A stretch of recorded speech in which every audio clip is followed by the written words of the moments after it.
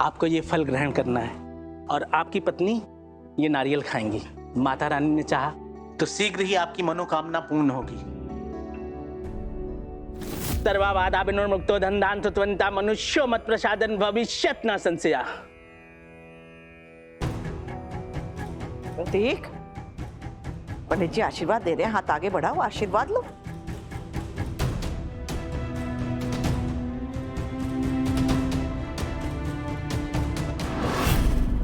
Miss Morena, अपना आंचल फैलाओ।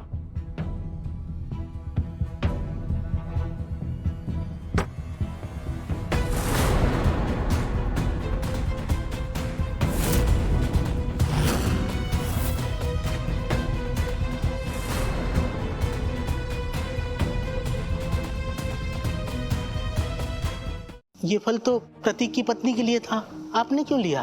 पंडित जी, ये लड़की बहुत सालों से माँ बनने की कोशिश कर रही है, लेकिन बन नहीं पा रही है, इसलिए आशीर्वाद लेने आई।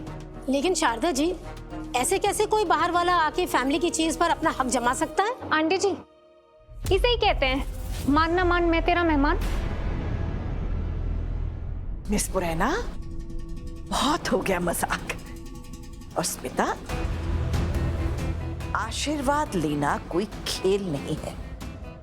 जरा मेरे साथ आओ, मैं तुम्हें बताती हूँ कि रीति संस्कार क्या होते हैं। आओ।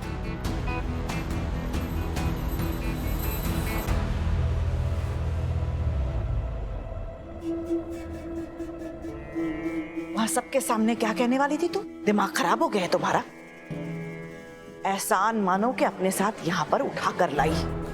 अगर चालाकी दिखाने की कोशिश की या फिर मेरे परिवार की इज्जत उछालने की कोशिश की तो फिर देखना, मैं खुद अपने हाथों से तुम्हें धक्के मारकर घर के दरवाजे के बाहर फेंकूंगी। मम्मी जी, मैं देख रही हूँ आप जब से यहाँ आई हैं थोड़ी परेशान लग रही। कोई बात है क्या? नहीं, जिस भी बात से परेशान है उस बात का गुस्सा मेरे ऊपर मत उतारिए ना। मम्मी जी, अब आपको मान लेना चाहिए कि आपकी बहू मैं हूँ, दिव्या नहीं। और आपको ना पोता भी मैं ही दूंगी, आपकी दिव्या बहू नहीं।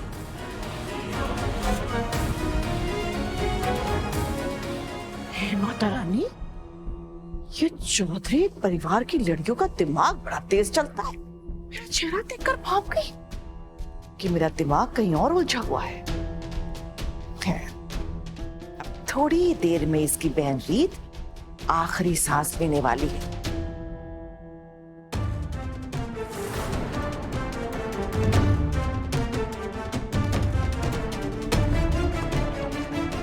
मैं जानता हूँ तू यही कही है।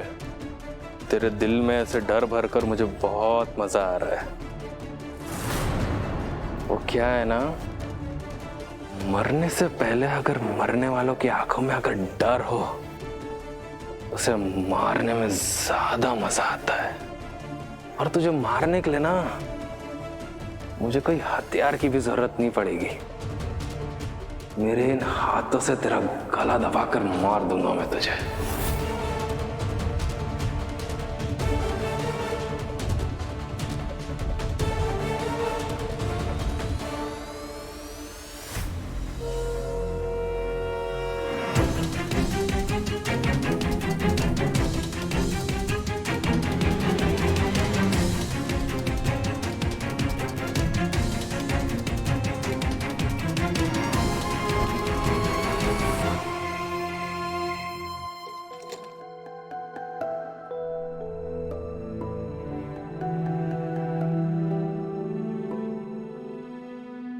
मैं तो बार बार ये सोच सोच के परेशान हो रही हूँ ध्रुव कि स्मिता का क्या होगा।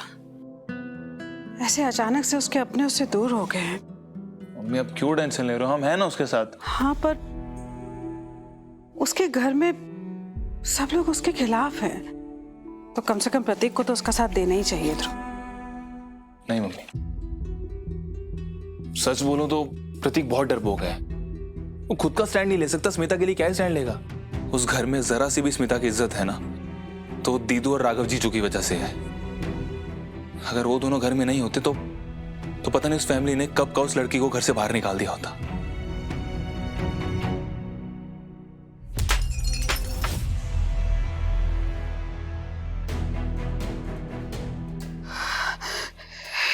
माता रानी, ये क्या हो गया?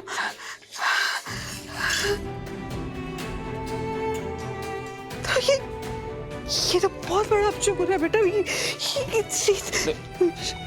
तो ये ठीक तो होगी नहीं? ऑफकोर्स ठीक होगी। क्या होगा दीदू को? अच्छा मेरी बात सुनो, इधर देखो। अगर आपको लग रहा है तो अब दीदू को कॉल करके तसल्ली कर लो, ठीक है?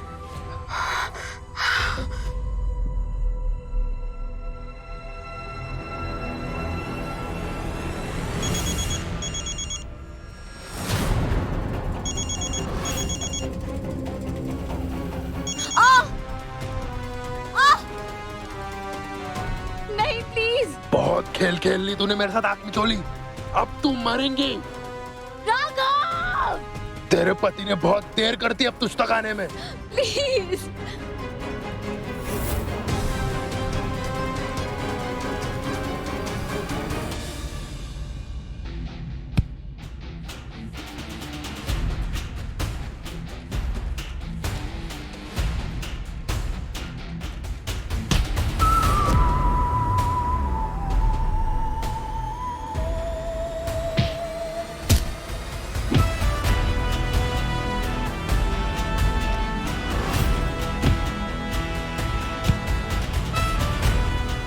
रीत, पुलिस को कॉल करो जल्दी।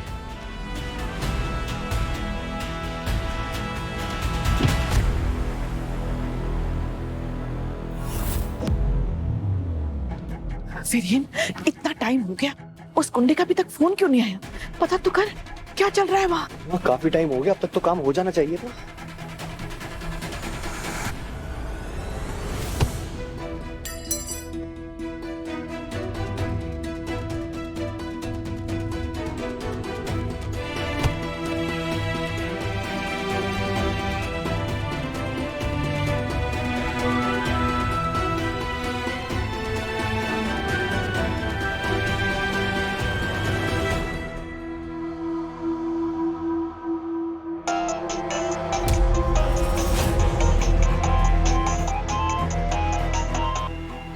तो फोन ही नहीं उठा रहा।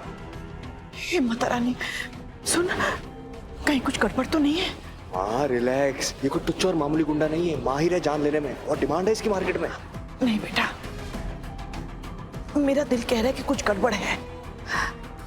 रीत बहुत चालाक लड़की है, वो कुछ भी कर सकती है।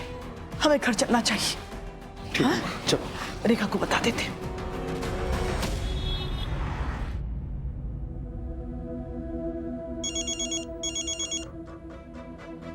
हाँ इंस्पेक्टर, हाँ मैंने उस अटैकर को बांध के रखा है, जल्दी आइए। तुम ठीक हो? मैं बहुत डर गई थी, मुझे ऐसा लगा जैसे वो अटैकर आज मुझे मार देगा।